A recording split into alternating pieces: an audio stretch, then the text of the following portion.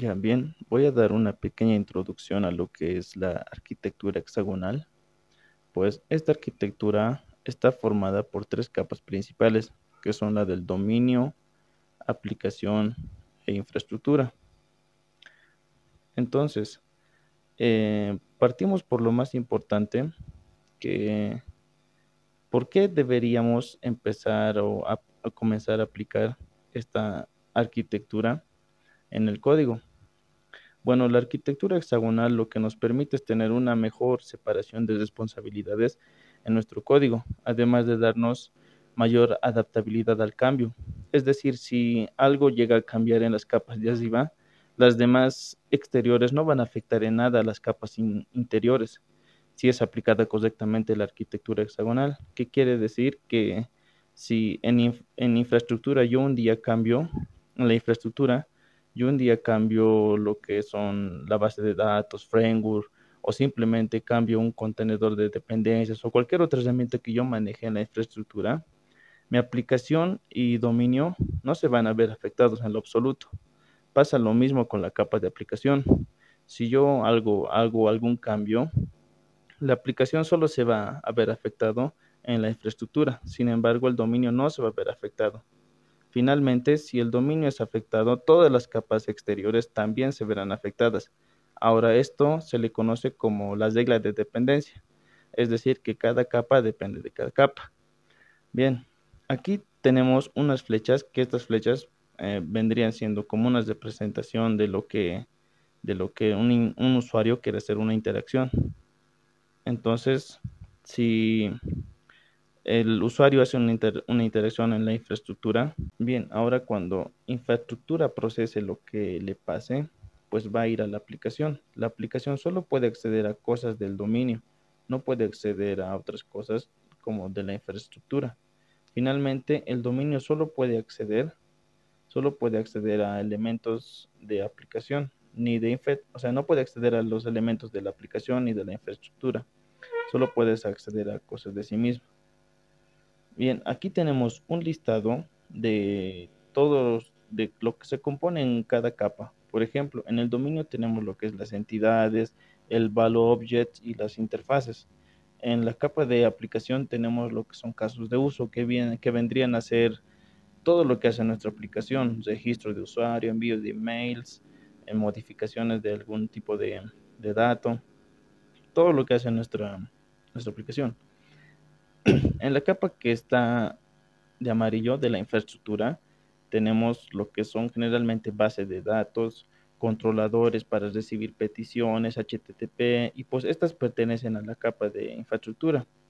Entonces, estas cosas que están enlistadas aquí, pues generalmente son más, pero las que más se usan, o la mayoría que se usan en esta arquitectura son estas. Y vamos a ver una aplicación de cómo se utiliza lo que es la arquitectura en nuestro código o proyecto. Bien, entonces aquí tenemos nuestras tres capas, que es de aplicación, dominio y la capa de infraestructura. Entonces vamos a empezar por la capa de dominio, que es la capa más al centro y más interna de nuestra arquitectura. Entonces vamos al paquete modelo. Aquí tenemos una clase product, que es nuestra clase de dominio. Entonces, aquí tenemos todas nuestras clases y restricciones de nuestro dominio. En este caso tenemos una clase, por ejemplo, que es product, que hacemos referencia a nuestra clase de dominio. Y por ejemplo, aquí tenemos una restricción, es una pequeña, pero igual es una restricción al final, que cuando el producto se crea, se va a generar un código para ese producto. Entonces, pues este es nuestro dominio, que es como el centro o el corazón de nuestra aplicación. Luego tenemos el paquete, que es el puerto. Aquí tenemos un repositorio, que es una interfaz que la vamos a utilizar para poder, digamos, conectarnos, o para que la capa de infraestructura se conecte a nuestro modelo. Es un repositorio, es una interfaz. Y digamos que en este orden nos vamos a ir a nuestra capa más externa, que es nuestra capa de aplicación. En nuestra capa de aplicación tenemos lo que ya es un paquete, que es el service. Este paquete service tenemos una interfaz, que es un product, es una interfaz para implementar una clase de servicio. y que es implementada por la clase de dominio. Aquí tenemos la implementación de la interfaz Product Service y tenemos el llamado al Product Repository, que lo habíamos definido en el dominio. Hasta aquí, digamos, tenemos las interfaces y las clases de servicio que nos van a permitir conectar a nuestra capa de infraestructura con la capa de dominio. Entonces aquí tenemos todo el tema de servicios que vamos a exponer a nuestra capa de infraestructura para que los concurrentes de esa capa puedan conectarse a la capa de dominio. Entonces tenemos luego en el mismo orden al exterior la capa de infraestructura. Cesamos esto y dominio. Abrimos la capa de infraestructura. Entonces aquí tenemos algunos paquetes. Vamos a empezar por los adaptadores. Bien, aquí son una implementación específica. En la arquitectura se le conoce como puertos o adaptadores. Entonces son interfaces que nos permiten conectarnos con el exterior. Y los adaptadores vienen a ser las implementaciones específicas. Por ejemplo, aquí tenemos una implementación específica para un CRUD para MySQL. Entonces aquí ya usamos una implementación con Spring Framework para una base de datos SQL con la interfaz repository.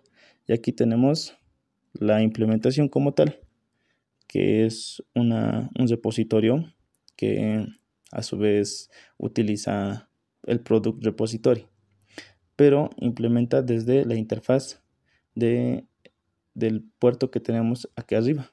En la capa de dominio, pues aquí está el Product Repository para hacer la implementación. Antes de eso, bueno, en el orden que íbamos, me había olvidado de explicar se encuentra lo que es las entidades que se van a persistir. En este caso es Product Entity. Aquí tenemos ya la entidad que se va a persistir en la base de datos. Es decir, es una clase, pero esta clase ya va a ser una entidad en la base de datos. Está ligada a la tipología. Entonces aquí este Product Entity lo utilizamos aquí en Product Repository, que es una implementación o un adaptador específico para MySQL. Aquí utilizamos esta entidad y la vamos a persistir. ¿Sí? Aquí vemos que utilizamos más componentes que están orientados a una tecnología específica, en este caso a MySQL para la base de datos y Spring Framework para el tema de persistencia con Cruz Repository.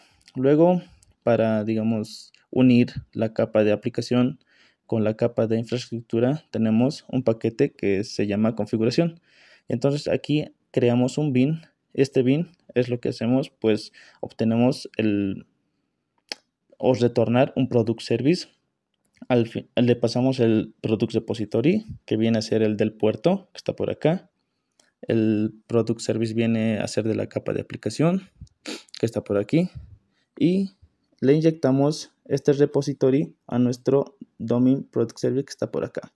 Le inyectamos y con esto pues conectamos de alguna manera nuestra capa de aplicación con nuestra capa de infraestructura, en este caso con el product o adaptador en específico, que es el Product Repository MySQL. En esta capa también tenemos una capa de excepciones y también aquí tenemos un paquete que es el paquete de controladores. Aquí tenemos lo que es el controladores, que en este caso este controlador es el que expone el servicio y lo que utiliza o le estamos inyectando es una clase Product Service, que viene a ser la interfaz que está en la capa de aplicación. Como podemos ver, la capa de infraestructura no se conecta directamente con el dominio. Lo que hace es conectarse únicamente con la capa de aplicación, y la capa de aplicación sí hace ya el trabajo con la capa de dominio. Y ese es el ejemplo un poco más básico de cómo se utiliza esta infraestructura en nuestra código o aplicación. Y eso sería todo con esta demostración.